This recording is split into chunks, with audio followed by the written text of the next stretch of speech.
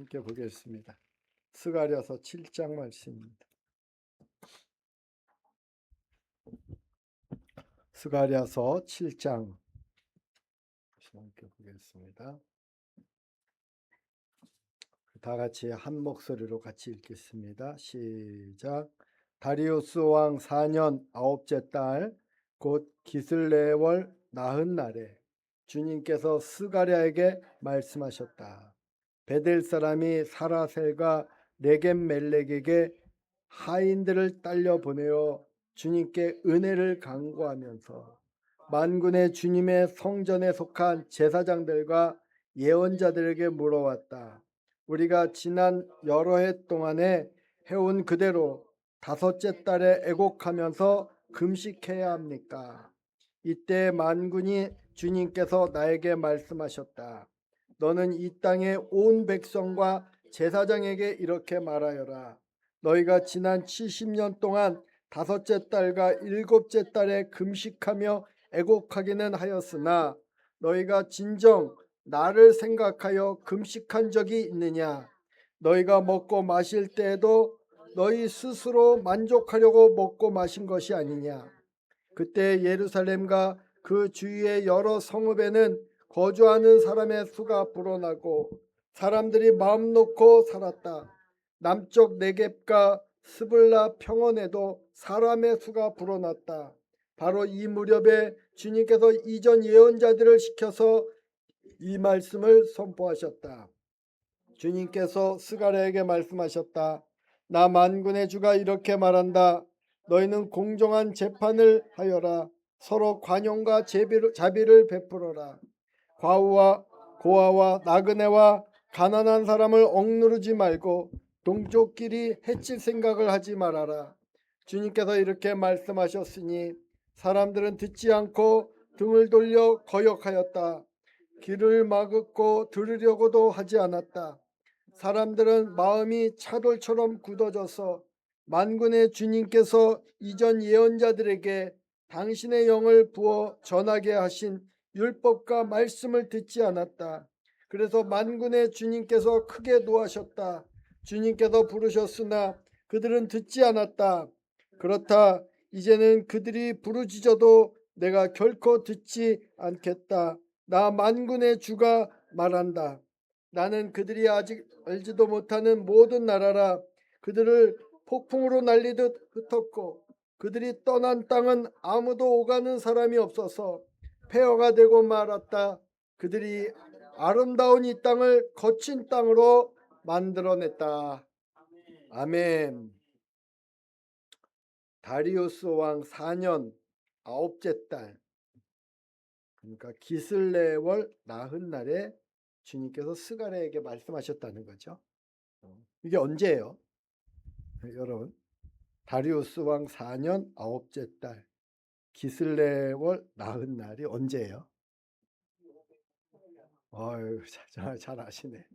518년이요. 518. BC 518년. 네, 518년.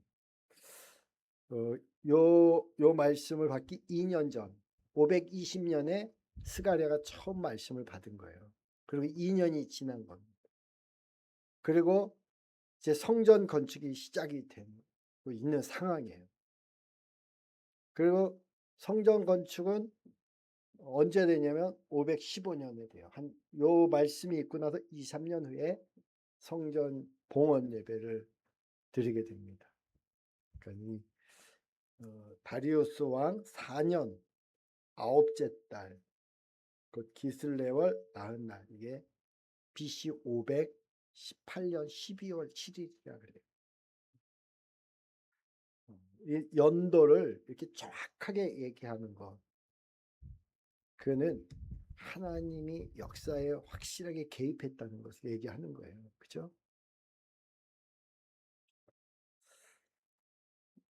베델 사람들, 그때 베델 사람이 사라셀과 레겜멜렉에게 하인들을 딸려 보내어 주님께 은혜를 간구하면서 만군의 주님의 성전에 속한 제사장들과 예언자들에게 물어왔다. 어떤 질문을 했다는 거죠? 베델 사람들이 사람을 보내서 이스라엘의 예언자들과 제사장들에게 어떤 질문을 했습니까? 금식을 해야 되냐 말아야 되냐. 우리가 지난 여러 해 동안에 해온 그대로 다섯째 달에 애곡하면서 금식해야 합니까? 다섯째 달. 다섯째 달이 뭐 특별한 의미가 있겠죠? 다섯째 달이 왜 다섯째 달에 금식했을까요? 네? 요 배경은 이스라엘 백성들이 70년 동안 이렇게 했는데 열왕기 하 25장 한번 나와요.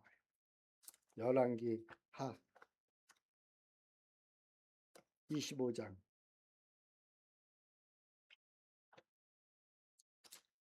여기를 한번 볼까요?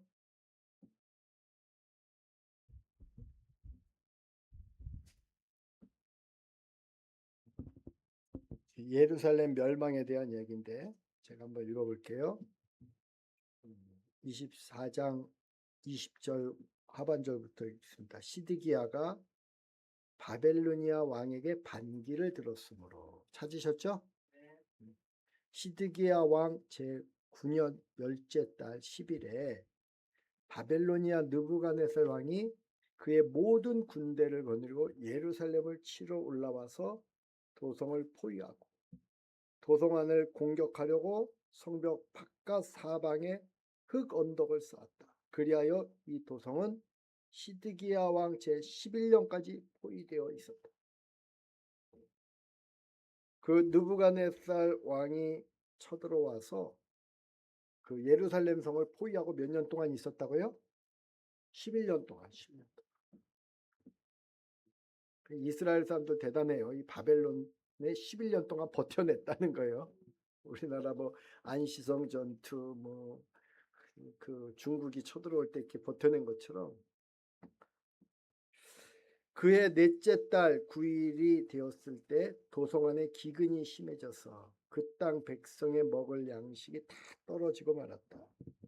드디어 성벽이 뚫리니 이것을 본 왕은 바벨로니아 군대가 도성을 포위하고 있는데도 밤을 틈타서 모든 군사를 거느리고 왕의 정원 근처 두 성벽을 잇는 통로로 빠져나와 아라바 쪽으로 도망쳤다. 그의 넷째 달의 성벽, 넷째 달 9일에 성벽이 뚫렸다는 거예요. 그리고 왕이 도망치고, 그죠? 5절 그러나 바빌로니아 군대가 시드기야 왕을 추격하여 여리고 평원에서 그를 사로잡으니 시드기야의 군사들은 모두 그를 버리고 흩어졌다. 바빌로니아 군대가 시드기야 왕을 체포해서 리블라에 있는 바빌로니아 왕에게 끌고 가니 그가 시드기야를 신문하고 시드기야가 보는 앞에서 그의 아들들을 처형하고 시드기야의 두 눈을 뺀 다음에 쇠사슬로 묶어서 바벨론으로 끌고 갔다. 그 예루살렘을 함락시키고 바벨론으로 시드기야 왕과 또 그 자녀들을 끌고 갔다는 거죠.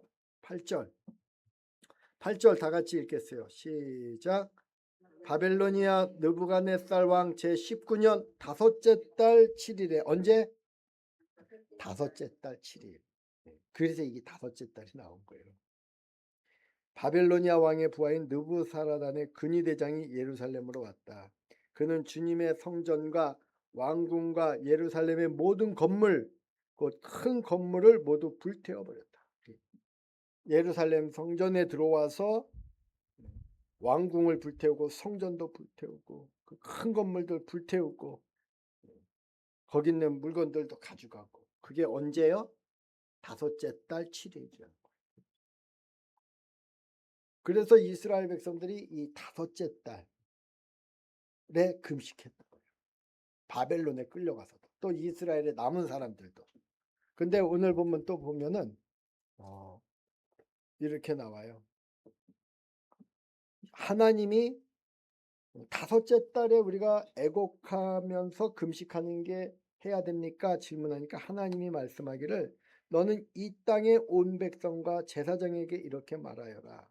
너희가 지난 70년 동안 다섯째 달과 일곱째 달에 금식하며 애곡하기는 하였으나 너희가 진정 나를 생각하여서 금식한 적이 있느냐. 이들이 바벨론에서 70년 동안 다섯째 달에 금식했고 또 언제 금식했다고요? 일곱째 달. 그 일곱째 달은 어떤 날이에요?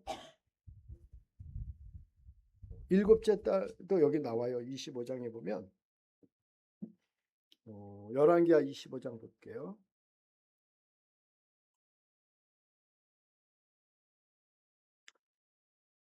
24절 24절 24절 25절 다 같이 읽겠습니다. 시작. 그때 그달리아는 그들과 그 부하들에게 맹세하면서 이렇게 당부하였다. 바벨로니아 관리들을 두려워하지 마십시오. 이 땅에 살면서 바벨로니아 왕을 섬기시오. 그렇게 하는 것이 여러분에게 이로울 것이오. 그러나 일곱째 달이 되었을 때 언제요? 일곱째 달.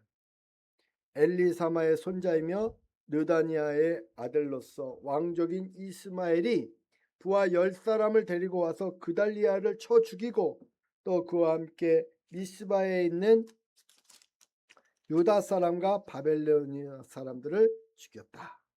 그러니까는 일곱째 달에는 무슨 일이 있었냐면 다섯째 달에는 예루살렘 성전이 불타는 일이 있었고요. 그죠? 일곱째 달에는 그달리아가 죽었어요.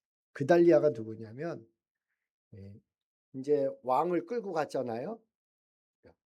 그리고 바벨론 사람들이 그 남아있는 이스라엘 사람들을 다스리려고 총독을 그달리아라고 하는 사람을 세운 거예요.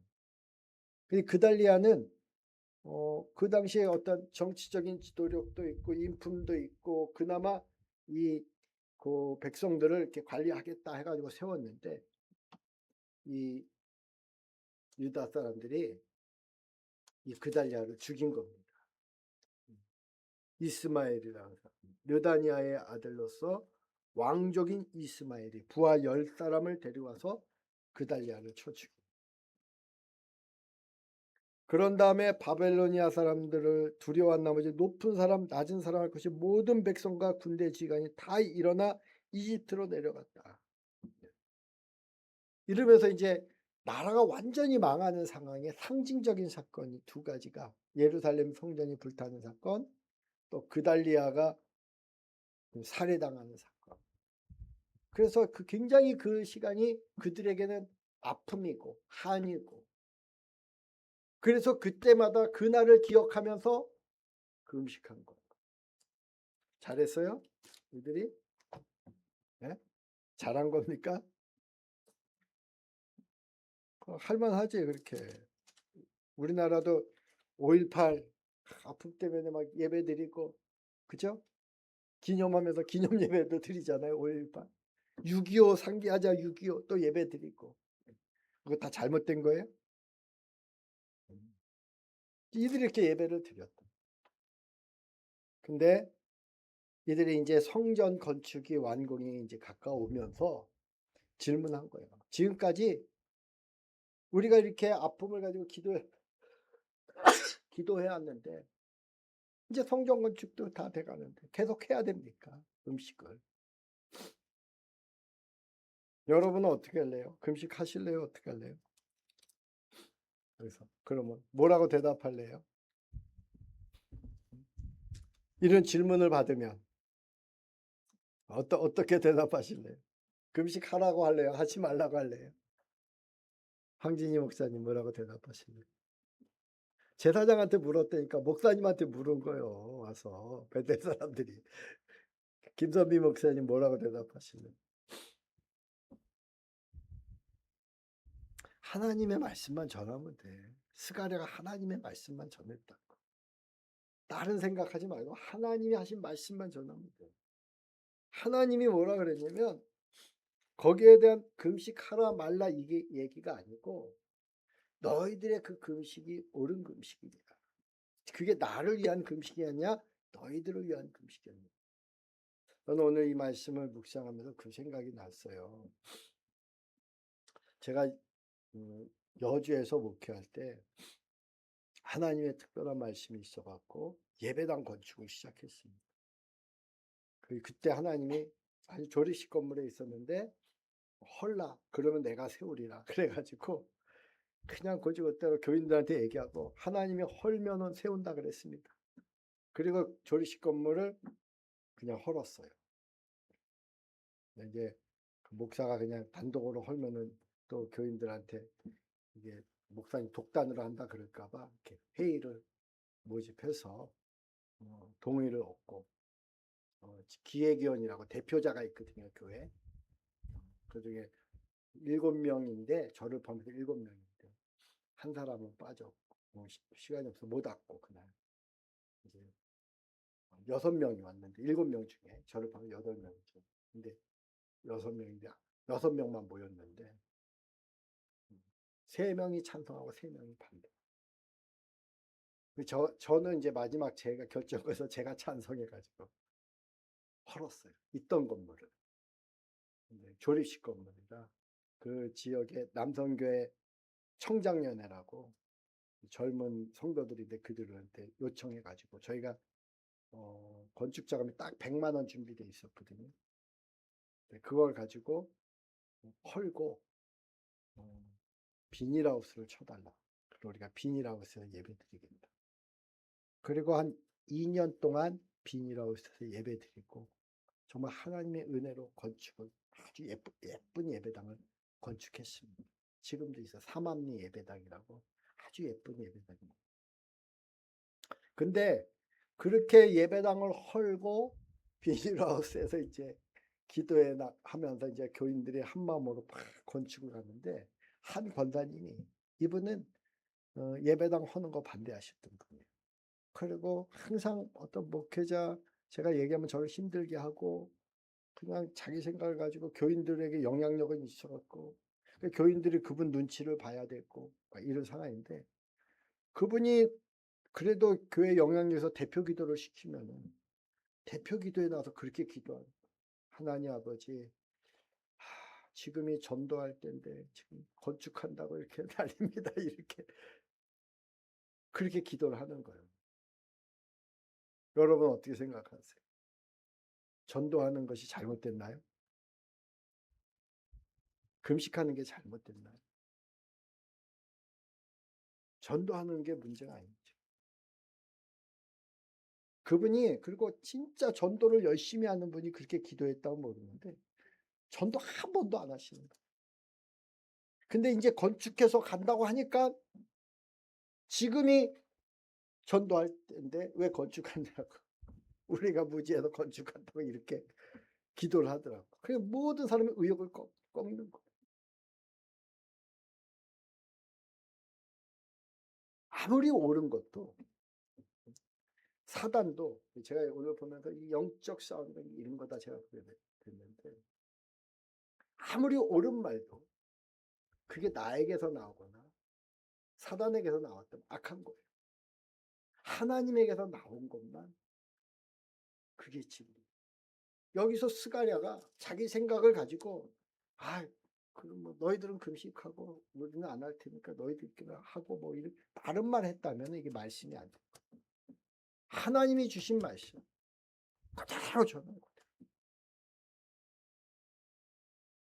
하나님이 예하면 예고 아니요 하면 아니고 글쎄 그러면 글쎄라고 해야 되는 거고 지금 금식을 해야 되느냐 말아야 되느냐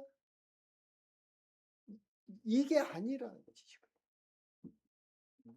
지금 다 같이 예배당을 지금 함께 하나님의 말씀에 순종해서 건축해 가고 있는데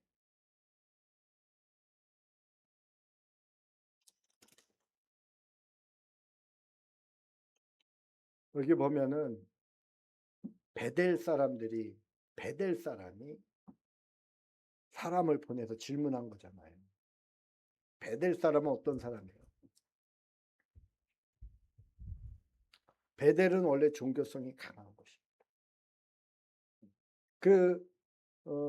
야곱에게도 베델로 올라가라. 그러면서 그때부터 거기에 베델에 또 법궤가 있었고 실로와 베델에 그죠? 제사장이 거기 있었고 그런데 남북이 갈라지면서 베델과 실로, 그 단과 베델의 사이에 거기에다 금송아지를 세운 거예요. 이걸 하나님이라고 이스라엘 사람들이 믿었다. 우리의 신앙생활이 이런 종교성, 내가 생각하는 하나님을 만들어 놓고, 금송아지죠. 내가 원하는 그 하나님을 그려놓고 그 하나님을 숭배하면은 우리의 문제를 그분이 해결해 줄 거라고 착각하고 있는 것. 이스라엘 백성들이 출애굽하고 광야로 나와서 금송아지를 만들어 놓고 이걸 하나님이라고 그러면서 자기들의 탐욕, 탐심을 하나님의 뜻으로 왜곡시키는, 그게 베델이에요. 베델. 이 베델 사람이 사람을 보냈어요. 누굴 보냈습니까? 사라셀과 레겜멜렉이라는 사람. 그 하인들과 함께. 근데 사라셀과 레겜멜렉은 바벨론식 이름입니다. 여전히 이 사람들은 예루살렘으로 돌아왔는데 바벨론 이름을 버리지 못한다. 이스라엘 사람들이 출애굽하고 광야로 나와서도 여전히 애굽의 그 습관을 버리지 못하고 애굽을 그리워하고, 몸은 왔는데 마음은 여전히 애굽에 있는 것처럼 이 사람들도 몸은 또 세상으로, 이 가나안 땅으로 왔는데 마음은 여전히 한쪽 다리는 거기다 걸쳐놓고, 신앙생활에도 한쪽은 세상에 걸쳐놓고 한쪽은 교회에 들여놓고 왔다리 갔다리 하면서 신앙생활하는 거죠. 이런 사람을 대표자로 보는 거예요, 베델사. 그리고 여호와께 은혜를 구하고. 그 은혜가 뭡니까? 여호와께 은혜를 구하고. 진짜 은혜가 뭡니까? 시편에 보면 하나님의 얼굴을 구했어요. 시편 제사는. 진짜 은혜는 우리가 주님을 구하는 거예요. 예수님을 구하고. 근데 은혜, 자기가 원하는 것들을 구하는 거죠. 은혜 필요하죠. 자기들의 은혜를 구하는데 내가 여러 해 동안 행한 대로 5월 중에 울며 근신하리라. 여러 해 동안 행한 대로. 그들은 정말 자기들의 행동으로 이 아픔을 슬퍼하면서 금식한 것을 자기 의로, 자기 명예로 생각하고 있었습니다. 그런데 이제 예배당이 건축되고 다 돌아오면은 그런 가운데서도 이 슬픔, 하나님이 회복시켰는데 이걸 해야 되냐 말아야 되냐 혼돈에 온 거죠.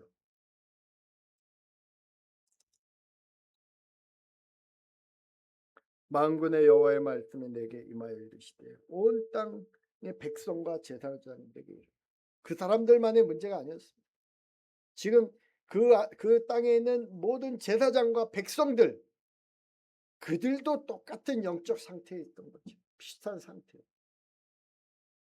너희가 70년 동안 다섯째 달과 일곱째 달에 금식하고 애통하였거니 그 금식이 나를 위하여 한 것이다.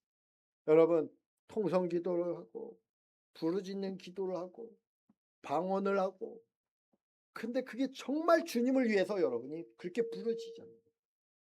나라와 민족을 위해서 기도했는데 정말 주님을 위해서 기도한 거냐? 아니면 우리가 공사나 되면 우리가 정말 힘들어질 것 같으니까 나를 위해서, 나 자신만을 위해서 한 것인가? 정말 주님의 나라를 위해서 우리가 기도하는 겁니다. 찬송을 할 때도 마찬가지요. 정말 주님을 기쁘게 하려고 우리가 찬송을 하느냐? 아니면은 그 찬송가 가사에 매료되고 그 찬송가 곡조에 매료돼서 내가 만족을 느끼려고 찬송을 했는가? 예배도 마찬가지.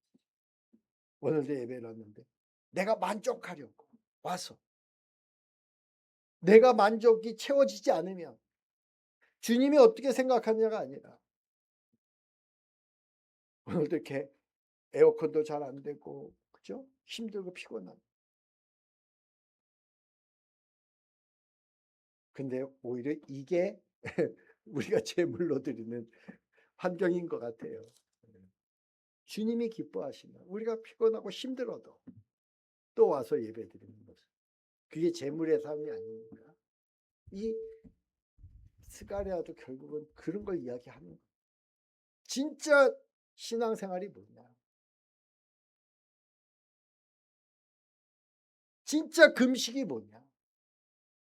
진짜 예배가 뭐냐?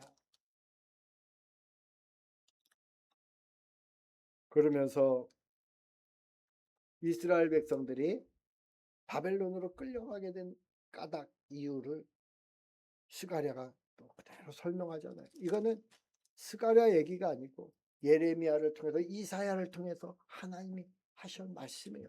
그 앞에 포로기에 그 이전에 수많은 선지자들을 통해서 하신 말씀.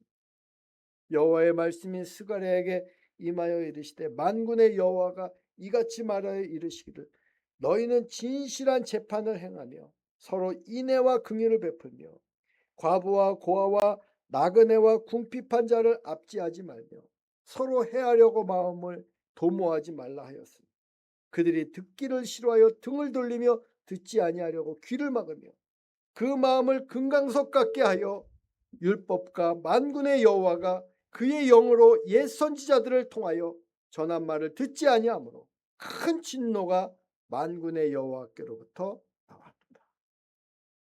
이들이 포로로 끌려간 이유가 하나님이 왜 진노하셨느냐? 금식을 하지 않아서가 아니고 그들이 기도하지 않아서가 아니고 그들이 예배드리지 않아서가 아니고 그들에게 인애가 없었어요. 긍휼이 사랑이 없었어요. 남의 아픔을 함께 아파하는 긍휼이 없었어요. 또 과부와 고아와 나그네 이 낮은 자들을 돌보는 그러한 공동체 책임의식도 없었어요. 그리고 재판은 왜곡돼 있었고 하나님의 공의가 무너진 그런 상황. 하나님이 심판하는 이유는 그거예요. 우리 개인에게는 우리가 회개하지 않으면 우리 개인에게 심판이 오지. 그게 우리에게 오는 심판은 부흥입니다. 부흥의 기회예요. 하나님이 경고하고 말씀으로 다가오고 때로는 때리기도 하고 치기도 하고 맞기도 하고 그 회개하도록 끊임없이 그 탕자가 결국은 모든 자기가 의지하던 것들도 다 잃어버리게 만들고. 근데 세상은 언제 심판하냐? 하나님의 공의가 무너졌을 때 하나님의 심판이 시작됩니다. 하나님의 공의는 가난한 자, 어린아이, 과부, 고아 그들을 돌보는 그 하나님의 사랑이 회복될 때 그 공의가 회복되는 겁니다. 그게 무너졌다는 거. 그리고 그들을 돌보라고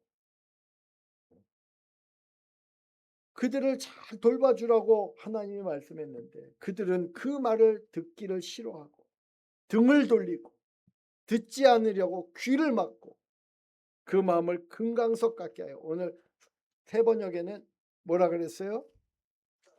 차돌처럼 차돌처럼 단단한 돌 그죠? 율법과 만군의 여호와가 그의 영으로 옛 선자를 통하여 전한 말을 듣지 아니하므로 큰 진노가 만군의 여호와께로부터 나왔다. 여러분 우리의 마음이 굳어질 때 조심해야 돼요. 언제 우리가 하나님의 말씀을 안 들으려고 할까요? 탐심으로 가득 찼을 때. 또 하나님에 대해서 상처가 생겨서 섭섭함이 생길 때. 그렇죠? 여러분이 원하는 대로 하나님이 뭔가 해주지 않으면 서운함 때문에 하나님의 말씀 그때 듣기 싫어요. 그 등을 돌려 아예 쳐다를 안 봐. 요나도 그랬죠. 요나도. 하나님이 말씀하는데 그냥 안 들으려고 그러잖아. 고개를 돌리고 이스라엘 백성들이 그런 거죠. 내가 그들을 바람으로 불어 알지 못하던 여러 나라에 흩었느니라. 그 후에 이 땅이 황폐하여 오고 가는 사람이 없었나니 이는 그들이 아름다운 땅을 황폐하게 하였습니다. 우리가 이 나라와 민족을 위해서 기도할 때요, 정말 이 땅에 하나님의 공의, 하나님의 정의, 하나님의 인애, 하나님의 사랑이 회복되기를 위해서 기도해야 합니다. 그것이 회복되지 않으면 심판이에요. 그리고 우리의 마음이 굳어지지 않아요. 우리 마음이 굳어지면 더 이상 기도를 못하는 거예요. 찬양을 해도 형식적인 거예요. 금식을 해도 그 금식은 위선적인 거예요. 우리의 굳어진 마음, 언제 우리가 부드러워질 수 있습니까? 에스겔서에서 약속했어요. 36절.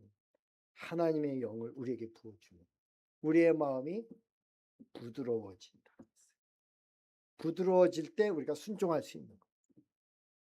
굳어진 마음으로는 하나님의 음성을 듣지도 못하고, 들었다고 해도 굳은 마음으로는 딴 방향으로 가는 거예요. 달란트 비유에도 그 문제예요. 한 달란트 받은 자가 마음이 굳어가지고 그 하나님의 뜻을 왜곡시키고, 한 달란트를 줬는데 그거를 땅에 묻어두고 하나님을 고약한 분으로, 부당하게 이득을 챙기는 분으로 그렇게 이해하고 하나님의 마음을 아파하게 하고, 우리의 굳은 마음이 또 제거될 수 있게 되기를 주님의 이름으로 축원합니다. 기도하겠습니다. 거룩하고 자비로우신 아버지 하나님, 이 땅을 긍휼히 여겨 주시고 이 백성들을 불쌍히 여겨 주시옵소서. 또 우리들의 마음을 더 부드럽게 하시고 주의 말씀에 민첩하게 반응하고 순종할 수 있도록 우리의 믿음을 온전히 세워 주시옵소서. 우리 주 예수 그리스도의 이름으로 감사하며 간절히 기도드리옵나이다. 아멘.